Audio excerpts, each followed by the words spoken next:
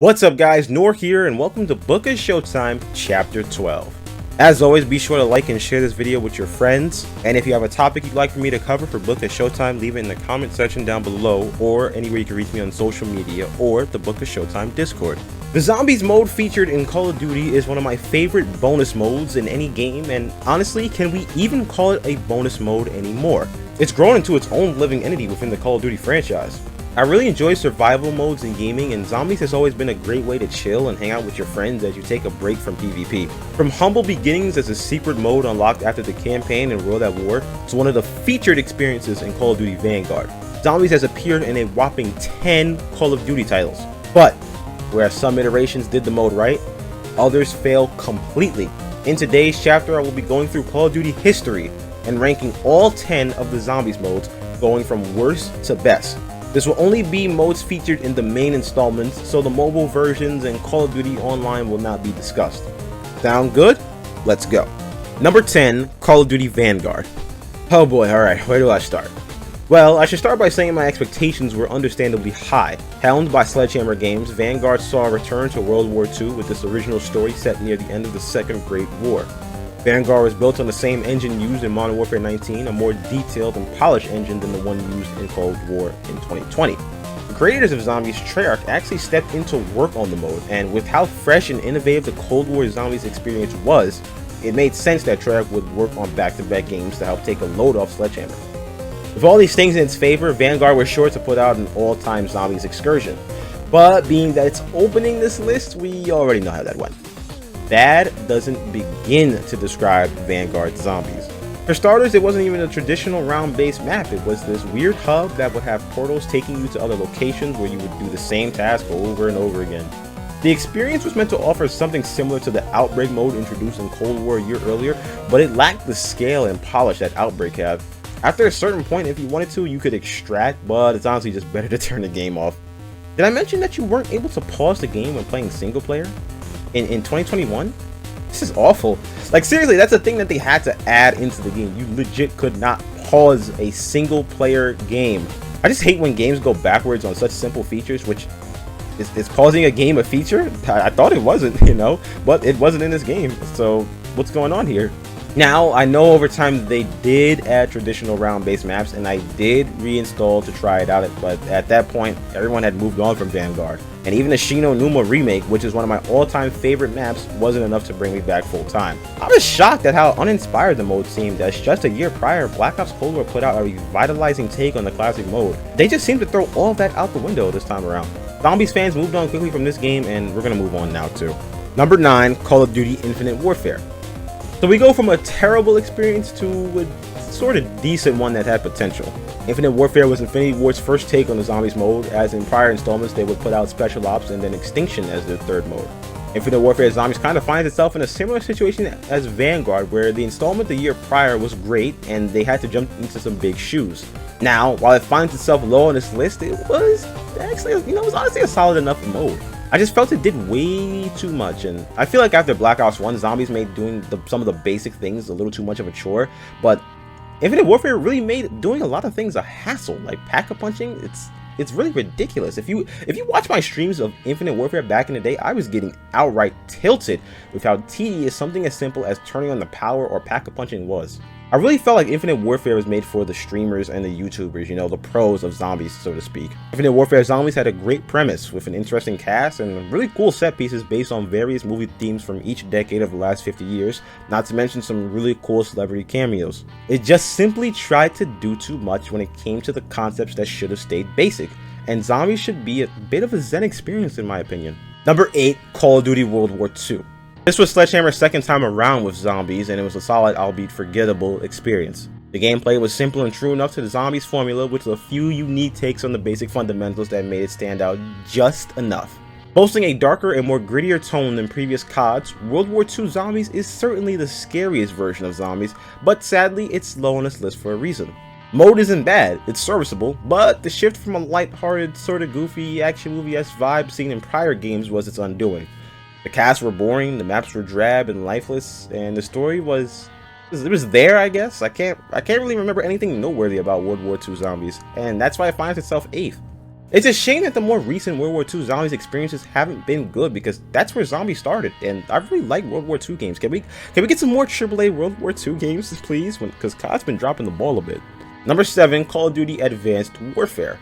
Now we have Sledgehammer's first attempt at zombies, and the first of the advanced movement era, and the first non-tracked iteration, and the first game not to feature its zombies mode on disc. Wow, okay, that was a lot of first. Advanced Warfare featured Exo Zombies, and unfortunately it was locked behind a $15 paywall, so not many people experienced what was a quality arcade experience. Exo Zombies did enough to stand out from previous versions, and the added Exo movement really added a new layer of gameplay. The maps were solid enough, nothing memorable, but the gameplay was really fun, and the maps did offer some new elements we hadn't seen at this point. The characters and plot were actually pretty decent, and the futuristic aesthetic was pretty cool, and I enjoyed the weapons as well. I actually think the weapons sandbox is something that isn't talked about much when discussing zombies. While the overall mode itself wasn't memorable, it was a decent enough experience for what it was. There really isn't much more to say, but if you're able to snag AW with the first DLC at a low price, I say go for it. It's worth a shot. Number 6, Call of Duty World at War. At this point in the list, all of these are now good to great. However, someone has to be down near the bad games, and World at War gets this dubious honor today. World at War was the original.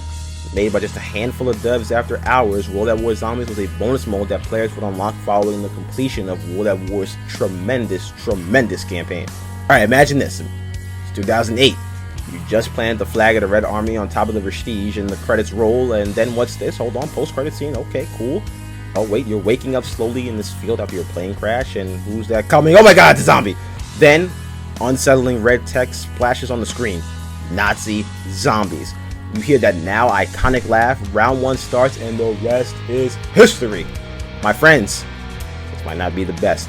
It's personally one of my favorite iterations of zombies, possibly because of the nostalgia. This was zombies in its infancy.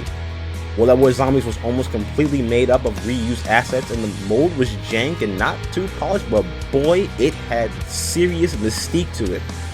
It was such a word of mouth experience now too. Like nowadays you got wikis and you got YouTubers with all conspiracy videos and all types of forums, but back in the day we all had to go online and play with other people, play with strangers to really figure out how zombies work. We all had these tips on how to survive and theories about the lore and the mystery box. Like if you open the mystery box then ran around the second pillar in the middle of the room, you'd get better weapons. Or when you open the mystery box, if you went prone and aimed at like this little triangle on the top of the box, that's how you would get better weapons. Oh man, it was awesome. What a time. Take me back, man. Take me back. World at War would launch with the iconic Knock Duron Toten, and 3 more maps would follow in DLC. But just imagine what things would be like if those few devs never stayed late. Thank Allah they did, because 15 years later, Call of Duty Zombies is still one of my favorite modes in gaming. Number 5, Call of Duty Black Ops 4. Black Ops 4 can almost be tied with the game that's ranked ahead of it, and spoiler, it's Call of Duty Cold War. Where Black Ops 4 offered 3 maps on day 1 for with the Black Ops Pass, Cold War just had 1. But whereas Cold War had the better gameplay and staying power, Black Ops 4 just didn't keep me on for long. Now, compared to the small steps in innovation that previous entries had, Black Ops 4 was a masterclass in improvement. Not a single aspect of the game, be it health, perks, weapons, gobblegums, went unchanged. Treyarch went all in at creating a unique and fresh zombies experience. Chaos story was fantastic and had a tremendous cliffhanger that I hope we eventually see get revisited, because that story was pretty good.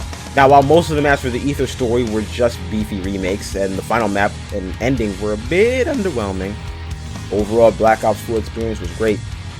It just didn't have that longevity, that staying power, you know? My friends and I, we played the mode, you know, I guess pretty heavy for around a month and change, and that was it.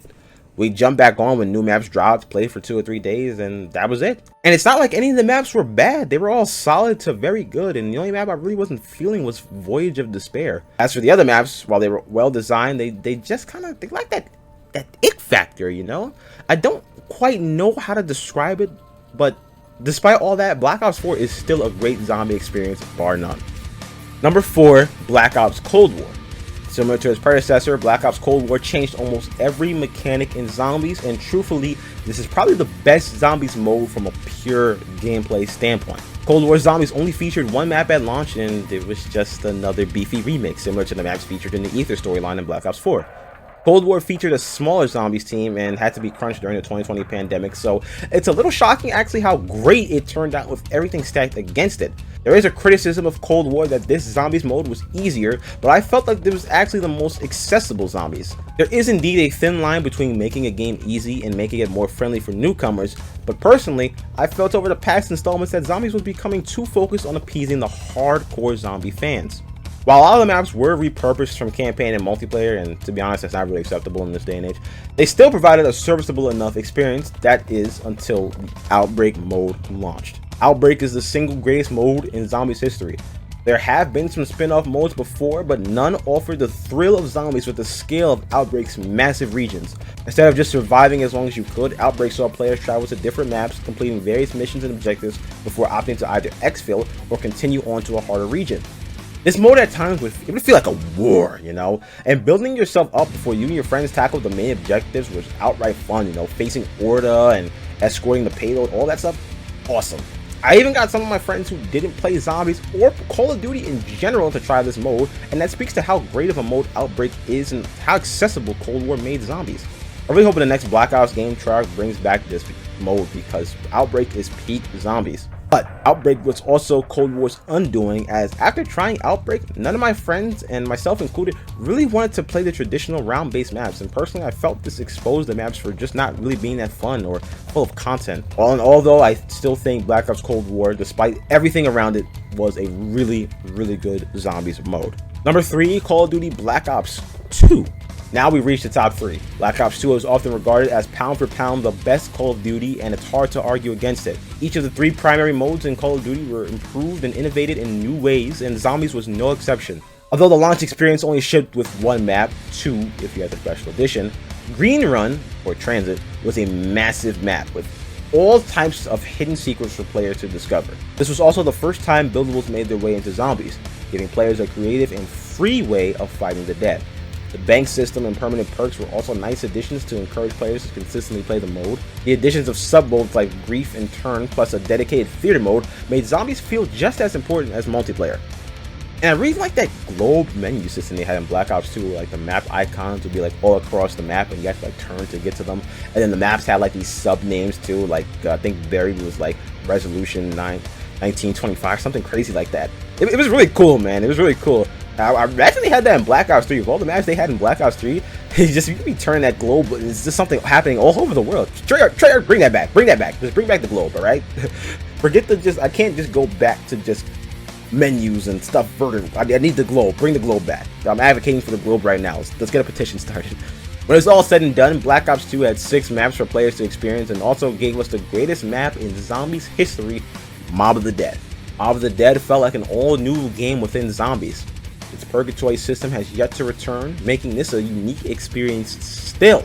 Mob of the Dead saw the debut of fan-favorite Perca-Cola Electric Cherry and had new wonder weapons like the Blundergad and the Hell's Retriever, which the Hell's Retriever was an awesome weapon. Mob of the Dead also sported a new UI, new round-changing music, new themes, and it had celebrities. Michael Madsen, Chaz Palminteri, Joe Pantoliano, and the late great Ray Liotta all lend their voices to these incarcerated mobsters. look at me kind of just gushing over one map, but guys, you just had to be there. I remember making my mom sign a note so that I could leave school early because I really wanted to play Mob of the Dead as soon as I can. I did that a lot to go play games. I'd be like, because you can write a note saying, please release my child at this time, then you give the note to the secretary, then the secretary will call my mom be like, yeah, I did write that, and then at 1 o'clock or whenever I wanted to leave, I was out. I was home playing Black Ops and all that stuff before my friends were still doing like calculus or like nerds. Now personally, I felt Black Ops 2 did a bit too much, as some of the maps were difficult for new players and even casuals to get acclimated to, but to me as a Zombies fan, there was so much to do within each map, it was insane. Each map had depth. Well, Nuketown and Die Rise not so much, but everything else, awesome. Origins is still a top 10 map for me. All said, this was a wonderful follow-up to Black Ops 1. Number 2, Call of Duty Black Ops 1. Alright, this might be a hot take putting Black Ops 1 over Black Ops 2, but to me, Black Ops 1 engine, it was smooth. It was way smoother than Black Ops 2. And I prefer the more simple, controllable arcade aspects of zombies as opposed to all the wild stuff they introduced in the later games. Plus, I might be biased as I was in my absolute prime in 2011. My all-time personal best was, and still is, 232 solo under Reese, and truth be told, I've never even come close to being as good as I was during Black Ops 1. But I digress. This isn't about my exploits, this is about Black Ops 1's standing. Black Ops 1 offered 2 traditional maps day one, the first iteration of Dead Ops Arcade, and if you got the hardened edition like me, you got ports of the original 4 maps from World at War, giving you 7 zombie maps total out the gate. And it's all fun. Kino is a great map, doesn't try to do too much. And 5? Man, I don't know what it is with 5, but I could just not really dominate on the map. Like, it's like my white whale. But look, blasting zombies as JFK and Casio, come on, that's a spiritual experience. And do you guys remember the Pentagon Thief? Like, they didn't have dogs or like the jumping jacks or anything. They had the Pentagon Thief, and he was creepy. The design was cool, but he was scary as heck, man. I had legit nightmares about him. He made no noise. He walked so slow, and then all of a sudden he's flying at you with like no expression on his face. I'm kind of shuddering too because I'm home alone while I'm recording this. I'm afraid the thief might come get me. Might come steal my PS5. Black Ops 1 also had some pretty good DLC maps too. Ascension, Call of the Dead, and Moon were all great offerings. And personally, I wasn't a big fan of Shangri-La. Alright, listen, I didn't like the map at all. But I can respect what it tried to do. Being the second zombies mode in franchise history, Black Ops 1 did a tremendous job of improving zombies. And while the delta between modes got bigger and more experimental in later installments, Black Ops 1 plays it safe and conservative, making it a great zombies experience for fans of all levels. Number 1 in the best Call of Duty Zombies mode of all time, Call of Duty Black Ops 3. Here we are, top of the mountain. This was the easiest part of the list as I knew Black Ops 3 was the best going in. Everything else was just fighting for second place. Black Ops 3 has some of the best maps, the best engine, and all the gameplay improvements and quality of life changes you can ask for. Oh man, okay, where do I begin? To start, this was the first time in Zombies that the health was increased from 2 to 3 hits. This had to happen to balance out the faster and smarter zombie AI being showcased. The Gobble Gun system was introduced, allowing players to bring game-changing abilities with them into a session, giving another tool for players to use against the undead.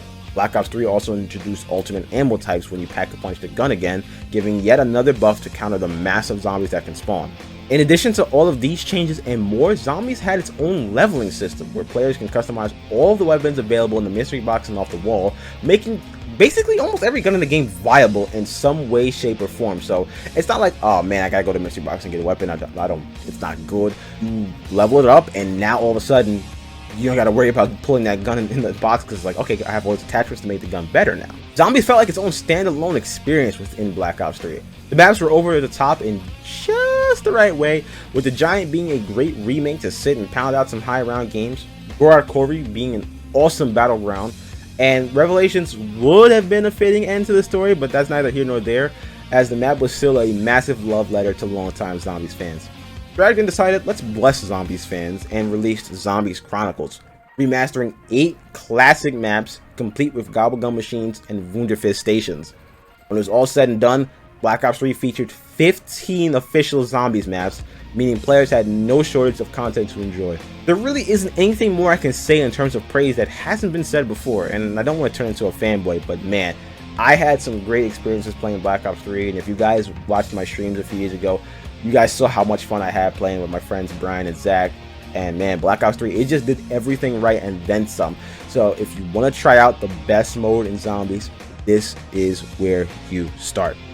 One more quick disclaimer, I want to point out that on PC, Black Ops 3 has Steam Workshop, which is like the greatest thing ever for mods. It's like a built-in mod tool, you know. You just go there, hit subscribe, bam, the mod's in your game. So there's really almost no limit to the fun you can have playing Black Ops 3 on PC. So, and if you haven't played it now, you should go see if you can find it cheap on a key site, because you can just do whatever you want, have a free Perkaholic, or play the Modern Warfare mod for it. It's awesome. World at War had some cool modded maps too, but that game really shows its age quickly, and a lot of the mods are a little trickier to install. It's always best to play it safe with mods because you don't know what somebody can put in them. Alright guys, thank you so much for watching this video. Let me know which Zombies experience you think is the best and which one you think is the worst. Inshallah, I will see you in the next chapter.